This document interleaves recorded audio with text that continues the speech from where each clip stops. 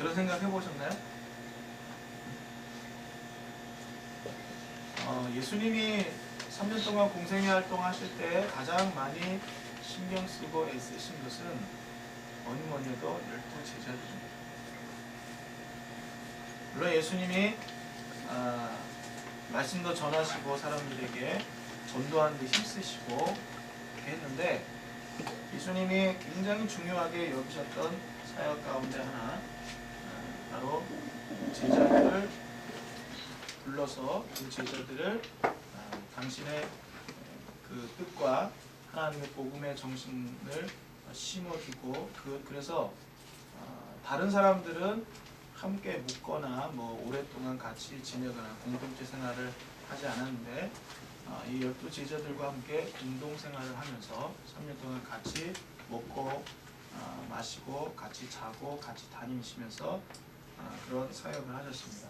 그리고 사역하시면서 그 제자들을 키워냈는데, 바로 그 제자들이 처음에는 무지하고 답답하고 어리석고 정말 스승이 뭘 원하는지 무슨 뜻을 가지고 있는지 전혀 모르고 있다가 예수님이 나중에 떠나시고 나서 십자가에 달리시고 부활하신 그 주님을 목격하고 승천하신 걸 보고 나서 성령이 그들에게 임했을 때 3년 동안 훈련받고 예수님을 통해서 그 집중 케어와 훈련을 받은 이 제자들이 각자의 역할들을 감당하게 되는 것을 우리는 사도행전을 통해서 보게 됩니다. 기독교 역사의 2000년을 보면 항상 이 기독교가 중흥기가 있었고 쇠락기가 있었습니다. 근데 그 중흥기는 어떠냐? 아주 힘들고 어려울 때, 척박할 때, 교회의 생존의 위협까지 겪게 됐어요. 그때는 부흥했었습니다. 근데 쇠락기는 언제가 쇠락기였느냐? 교회가 힘이 생겼습니다. 큰 권력을 갖게 되었을 때, 권력자와 결탁하게 되었습니다. 그때는 쇠락기에 접어들었습니다. 근데 그 쇠락기에 접어들었을 때마다 다시 하나님은 남은 자들을 사용해서 새로운 교회의 부흥을 일으켜 세우셨습니다. 아멘. 그런데 그 항상 쇠락기에 다시 새로운 부흥의 역사를 일으켰던 그런, 그러니까 그 부흥을 일으키는 그 현장 속에 있던 사람들이 있는데, 그 사람들은 주로 다수의 많은 사람들이 아닙니다. 바로 소수의 공동체들을 통해서 하나님이 그들을 사용해서 부흥의 역사를 일으키셨다는 것입니다. 그래서 평양 대부흥 운동도 실은 처음부터 대대적으로 일어났던 것이 아니라 그 몇 년 전 원산에서 감리교 하디 선교사의 신앙 고백과 회개와, 그래서 그 자리에 있던 교회 공동체의 어떤 그 회개와 이런 것들이 일어나면서 점점 퍼지면서 이 1907년 평양에 그 불이 붙었고, 그래가지고 이게 전국적으로 확산되었거든요. 그러니까 결국은 하나님의 역사는 다수의 무리들을 통해서 일어난 것이 아니라 소수의 정말 제자들을 통해서, 예수 믿는 사람다운 사람들, 성도다운 사람들을 통해서 일어났습니다. 아멘? 아멘. 끝까지 하나님 중심으로 살고, 어떤 어려움이 있어도 어떤 상황 속에서도 하나님의 뜻을 지키고자 하고 그 뜻대로 나아가고자 하던 바로 그런 사람들 하나님 남겨두셨다가, 그런데 그 사람들의 이름이 뭐 대단한 이름들이었느냐? 아닙니다. 무명의 사람들, 그리고 못 배운 사람들, 힘이 없는 사람들, 이런 사람들. 고린도전서 1장에 보면 세상에 미천한 것들을 택하사 있는 자들을, 또 똑똑한 척 하는 자들을 부끄럽게 하게 하셨다 하는 그런 말씀이 있습니다.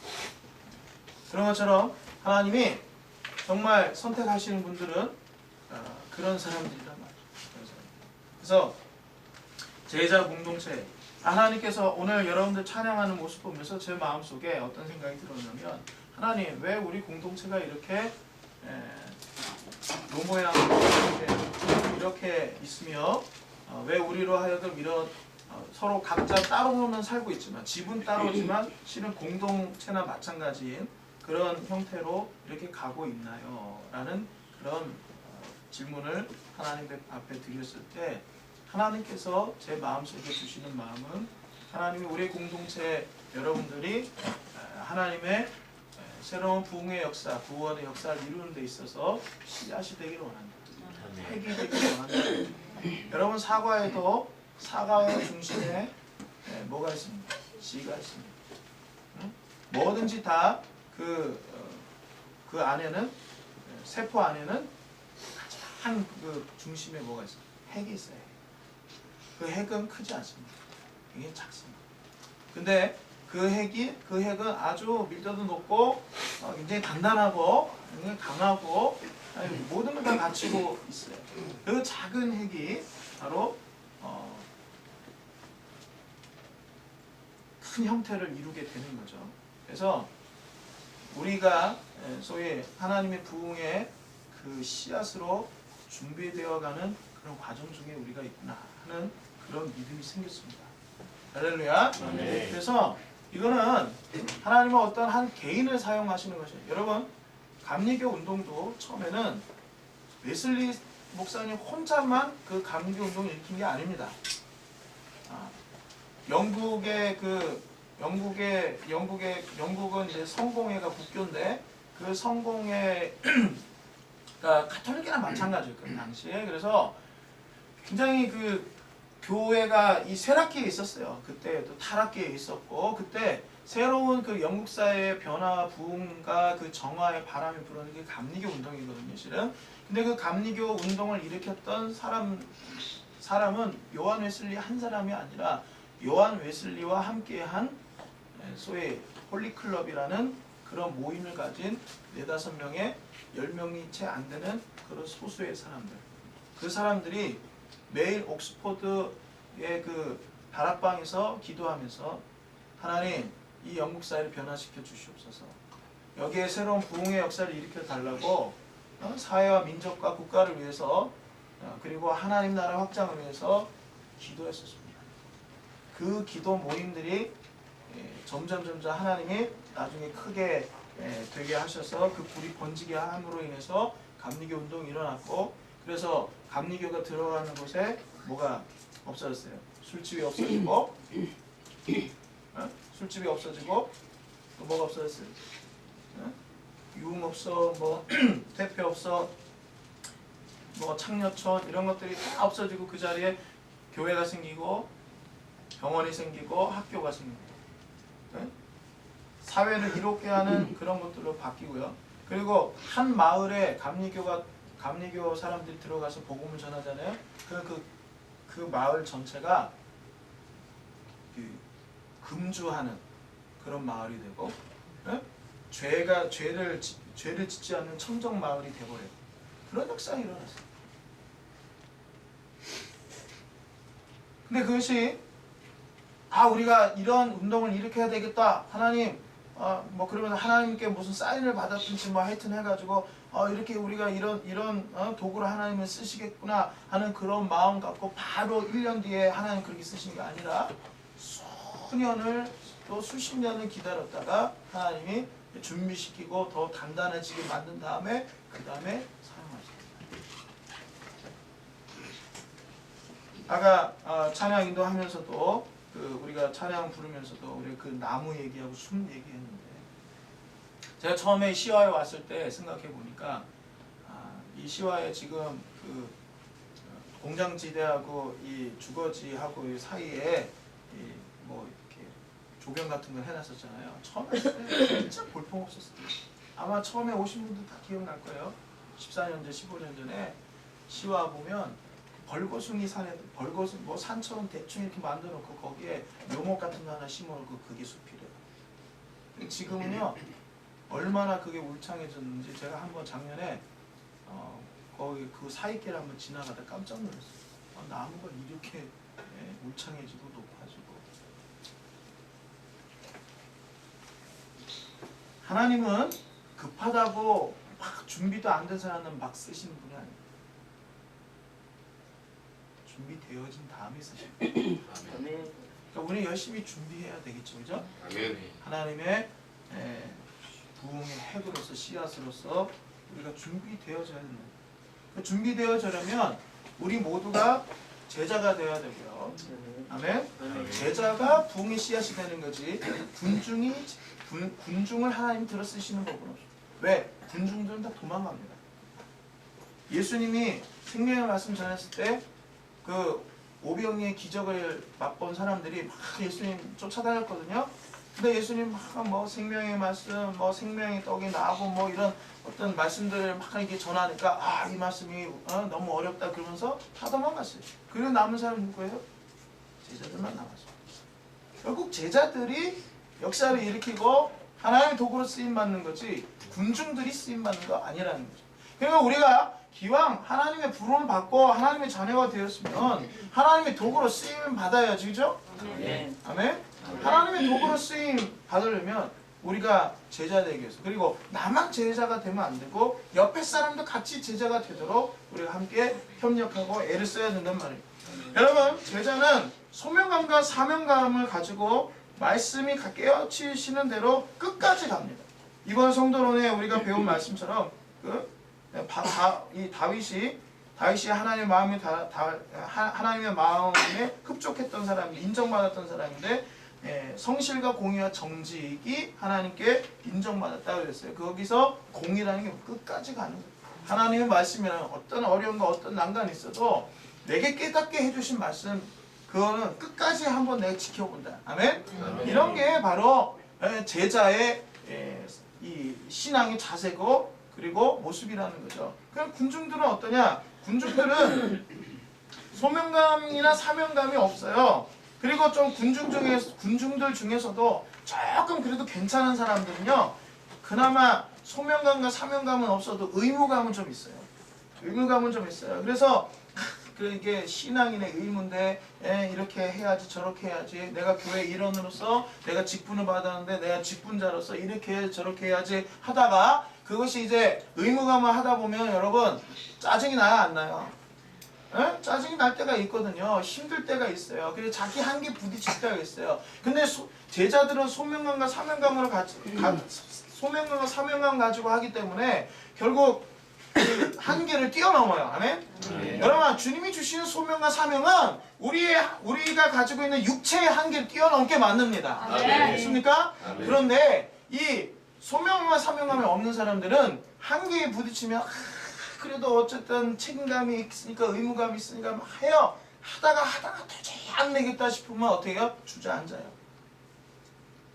그리고 그 의무감을 가지고 하는 사람들은 결국 처음에는 기쁨으로 시작해도 자꾸 한계에 부딪히고 뭐가 꼬이고 문제가 생기고 트러블이 생기고 막 이렇게 되다 보면 어떻게 됩니까? 불평이 나와요. 그때 일을 하면서 불평합니다. 제가 예전에 고등학교 1, 2학년 때 교회에서 이제 뭐 활동을 하다 보면은 문화위원 같은 거 이렇게 하잖아요. 그럼 뭐 그때는 무대를 갖다가요.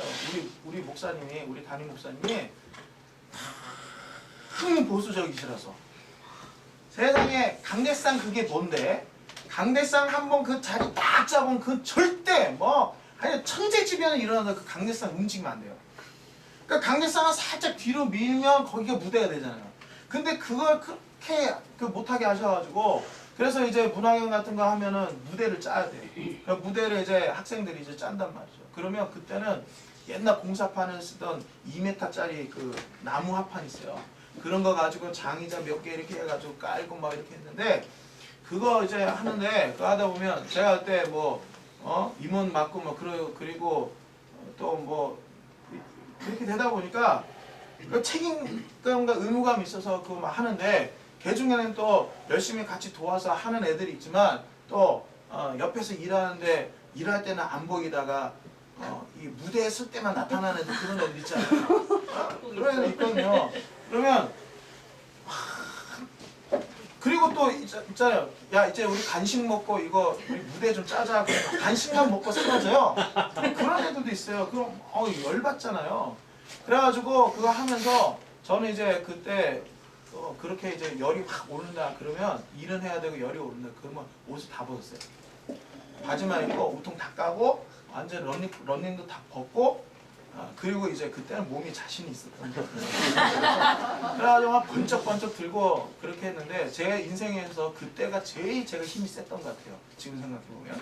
근데 그렇게 하면서 제 입에서는 무슨 말이 나오느냐. 18이 나오고 쌍시옷이 나오고 쌍짓이 나오고 하여튼 이 된소리가 계속 나오면서 이게 속으로 이게 하던 게 이게 입으로 튀어나오고 막 그러면서 했어요. 의무감을 하면 원래 주님의 일은 기쁨으로 감사함으로 예수님 그랬잖아요. 아니 저기 뭐야 데살로니카에서 데살로니카전서에 그랬잖아요. 항상 쉬지 말고 범사에 감사. 근데 이제 그렇게 안 하고 계속 투덜투덜대면서 투덜이 숨어 붙이면 막 이렇게 그 은혜가 안 되죠. 하나님께서 뭘 기뻐하시겠어요?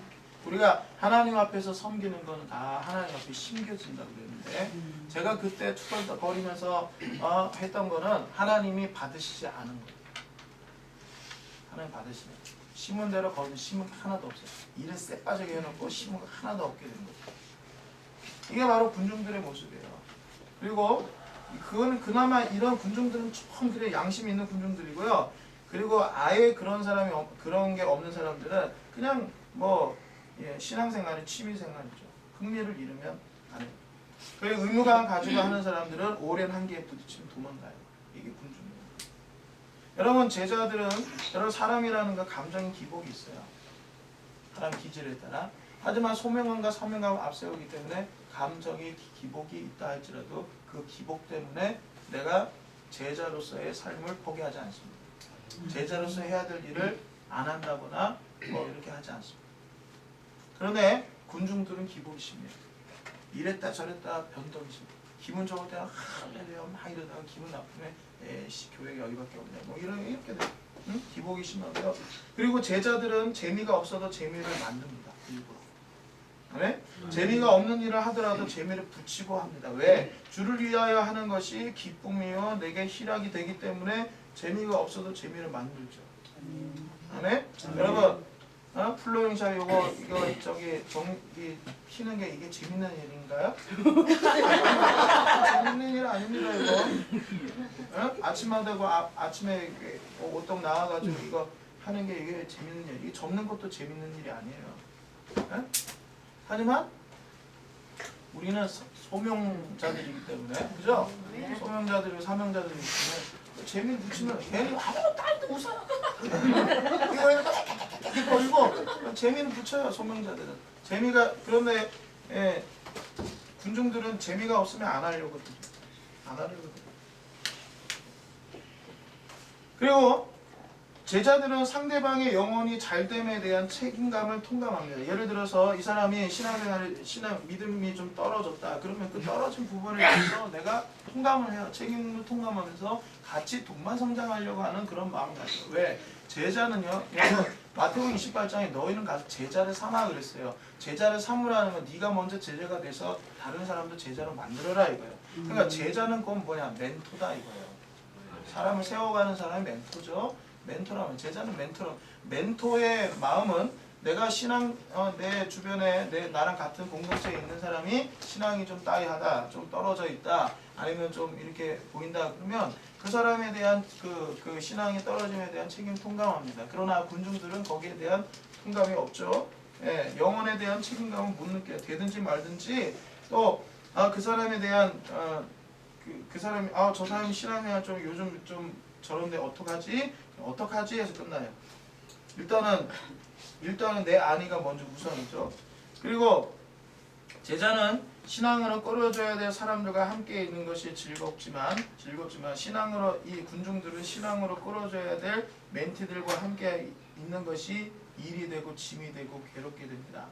그래서 우리가 정말 여러분 오늘 말씀 제가 지금 군중과 제자에 대한 차이점에 대해서 말씀드리는 여러분 제자예요 군중이에요? 제자입니다. 네, 제자예요 확실히? 네, 제자의 길 바라고 그리고 약간 제자와 군중 사이의 중간에 어정쩡한 자리에서 양다리를 걸치고 있다. 양다리는 없어요. 양다리는 곧 제자가 아닙니다. 양다른 제자가 아니에요. 하나님은 끊고 맺는 게 분명하신 분이거든요. 기면 기고 아니면 아니지. 이것도 아니고 저것도 아니고. 그래서 라오디게아 교회한테 뭐라 그랬어요? 네가 차지가 뜨겁지도 않아. 미적지근하다. 그렇게 말씀하셨잖아요. 미적지근한 건 찬 거예요. 뜨거운 게 아니에요. 그래서 제자든 군중이든 어떻게 되는데 우리가 어쨌든 제자가 되려고 노력을 하고 그리고 서로가 제자가 되기 위해서 되게끔 하기 위해서 서로를 섬기고 서로에 대해서 책임감을 가지고 더 서로 사랑하고 아멘? 네, 이렇게 지내야 된단 말이죠. 그러면서 그래서 우리가 정말 나 혼자만 제자가 된다고 되는 게 아니라 같이 제자가 되어야 돼요. 같이 제자가 될 때 이 공동체가 소위 하나님의 부흥의 핵이 돼서 어디에 우리를 던져놔도 우리가 하나님의 그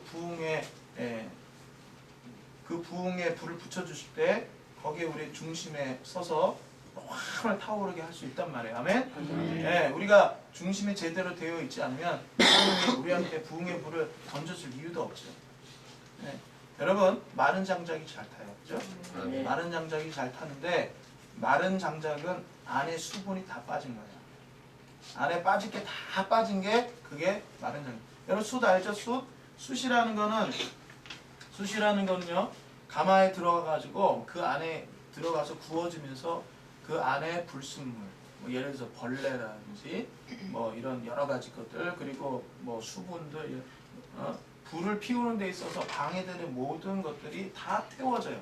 다 태워져 가지고 그 가마에서 나왔을 때 우리 불 붙이면 불이 확 이렇게 타오를 수 있는 그런 존재가 돼요. 하나님이 우리를 소위 가마에 넣어 놓으세요.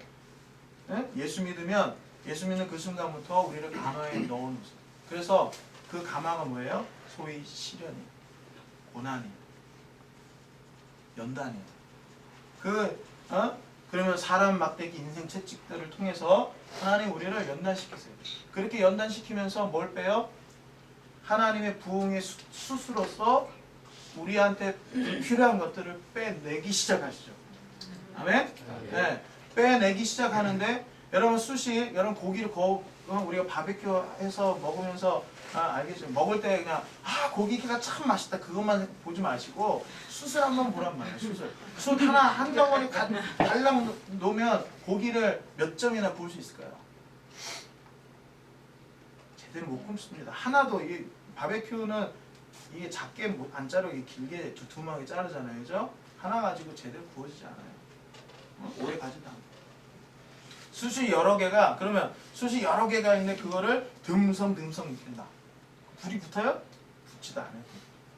다 숯이야. 다 숯인데 서로 떨어져 있으면은 불 붙여도 하나 붙이고 하나 일일이 하나씩 다 붙여야 돼. 그런데 하나 포개놓고 이게 섞어놓고 뭉쳐놓은 다음에 그 다음에 불 피우면 그게 불이 점점 번져 나가잖아요. 하나가 타지면 다른 것들을 태워서 다 이게 전부 다 시뻘겋게 만들어가지고 그래서 이제 불이 활활 타오르게 그렇게 한단 말이죠. 그죠? 우리 역시 마찬가지. 하나님 왜 공동체, 왜 신앙 공동체냐, 왜 코이노니아냐, 왜 공동체가 중요하냐? 여러분, 하나님은 각계 전투로 각계 전투하게끔 그렇게 하나님이 쓰시는 게 아니라 같이 싸우게끔 하시고 같이 일하게끔 하세요. 아멘? 네, 같이 일할 때 같이 주님 위해서 싸울 때 그때 시너지 효과가 더 크게 나타난단 말이에요. 성령님은 그래서 우리를 하나로 묶는 그러한 사랑의 끈이 되시고 아멘. 네. 그래서 우리가 우리 안에서 이렇게 서로가 사랑하고 하나 되게끔 하기 위해서 애를 써야 되는데 그 가운데 오늘 이제 빌립보서 4장 8절에서는 그런 우리들에게 하시는 말씀이 바로 생각을 지켜라.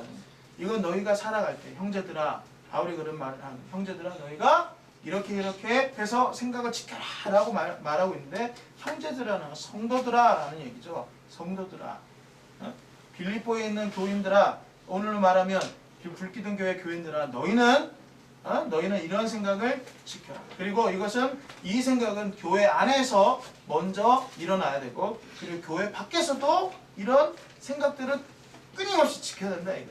안과 밖에서 그러니까 우리는 신앙과 삶이 분리되지 않은 사람들입니다. 아멘. 그러니까 우리 안에서 그러니까 교회 공동체 안에서 우리가 이런 생각을 지키면 교회 밖으로 나가도 이런 생각이 지켜지게 돼 있어요. 그리고 돼야만 해요. 아멘. 교회 안에서만 이렇게 살고 교회 밖에서 이렇게 안 살고 이건 불가능한 거예요, 실은. 교회 안에서 이렇게 살고 교회 밖에서 이렇게 살아야 되거든요. 근데 교회 안에서는 뭐 거룩한 자인데 교회 밖에서는 거룩하지 않다. 뭐 세상 사람은 똑같다. 이 얘기는 교회 안에서 하는 그 거룩한 모습은 그거는 진짜가 아니고 가짜라는 거, 위장이라는 거죠. 진짜 안에서 그렇게 하면 밖에서 그렇게 해요. 안에서 그런 척 하니까 밖에서는 안 하는 거예요. 안에서는 사명 있는 척, 소명 있는 척 하는데 밖에 나가서는 사명감, 소명감 하나도 없어. 군중들하고 똑같대. 그렇다면 그 사람의 사명감, 소명은 그건 가짜예요. 이선이라는 거예요. 주님이 우리에게 오늘 빌립보서를 통해서 우리에게 주신 말씀, 생각을 지켜라 라고 했는데, 여러분 우리가 영이 강성해지는 영을 쫓아가려면 우리 혼에 이런 생각들을 채워넣어야 된단 말이에요. 핸들처럼. 여러분 생각은 따라하세요. 생각은 핸들이다. 네, 우리 운전할 때 핸들을 가져. 제가 불꽃교회에 있을 때 그때 한 청년이 그 개포동에 살고 저는 대치동에 살고 분당이 이제 교회니까 그 차를 타고 왔다 갔다 하는데 새벽 기도를 이제 그때 그 세일의 새벽 기도를 막 할 때였어요. 세일의 새벽 기도 하거나 아니면 저녁에 철학 끝나고 집에 갈 때 그때 이제 그 청년이 개포동 사는 청년이 그 동생들하고 저하고 해가지고 그래서 이제 운전을 해가지고 저희 집 앞에까지 이제 데려다 주기도 하고 그랬거든요. 근데 초보야. 면허 딴 지 얼마 안 됐는데 그 집 엄마 아빠도 참 대단한 게 어떻게 그 면허 딴 지 얼마 안 된 애한테 그 아버지 차를 이렇게 맡겼는지 난 처음에 이해가 안 됐어요. 그런데 처음에 이제 운전을 하는데 어떻게 운전하는지 아세요? 운전대를 잡고 핸들 잡고 계속 이래요. 계속. 얼마나 불안한지. 이거 자꾸 이렇게 가다가 약간 비대면 살짝 이렇게 돌리기만 하면 돼요. 계속 차가 이렇게 한다 저렇게 한다. 계속 불안해가지고 철회회 끝나고 피곤해서 졸리잖아요. 졸음이 안 와요. 얼마나 불안한지. 여러분 이 핸들을 어떻게 잘못 잡아가지고 이렇게 하면 그러면 이게 사고가 날 수가 있어요. 그죠? 여러분 우리 인생에 있어서 핸들에 해당되는 게 바로 생각이에요. 생각을 잘 잡고, 그러니까 생각을 내가 생각하는 대로 그 생각을 그냥 내버려 두잖아요. 그러면 그게 예를 들어서 좋은 생각은 괜찮아요. 근데 좋은 생각대로 그렇게 가는 게, 여러분 핸들을 바로 해놓고 차를 달려보세요. 어느 순간에 이게 쭉 이렇게 똑바로 갈 것 같은데 똑바로 안 가고 뒤틀릴 때 있습니다. 도로면의 사정에 따라서 여러 가지 상황에 따라서 흐트러지는 경우가 있어요. 그래서 핸들을 가끔씩 이렇게 조정을 해줘야 돼요. 여러분, 우리가 살아가는 이 세상은 우리가 아무리 좋은 생각을 가지고 금방 가졌다고 해도 그 생각대로 가게끔 우리 내버려 두잖아요. 우리의 세상, 우리가 살아가는 세상. 그러니까 생각을 자꾸 조정을 해줘요. 네? 바르게 조정을 해줘야 돼요. 그래서 핸들을 잘 붙잡고 조종하는 것처럼 우리의 생각을 잘 조정해 줘야 되는데, 이 바울 사도가 빌립보 교회 교인들에게 야 너희들이 생각을 잘 조정해야 된다 하는 그런 얘기를 하고 있어요. 그래서 특히 지금 이 생각이라는 것은 우리가 이 땅을 살아가는 데 있어서, 이 공동체를 하는 데 있어서, 우리가 삶을 살아가는 관계 속에서 이 생각을 이런 이 핸들처럼 붙잡아야 될 이 생각에 대해서 말하고 있는데, 첫 번째, 끝으로 형제들은 무엇이든지 뭐라 그랬어요? 참되며라고 그랬어요. 참되며. 참이라는 건 뭐냐? 진리라는 거죠. 진리는 하나님의 뜻이에요. 말씀에 입각해서 옳은 거예요. 아멘? 아멘. 여러분 성도는 늘 자기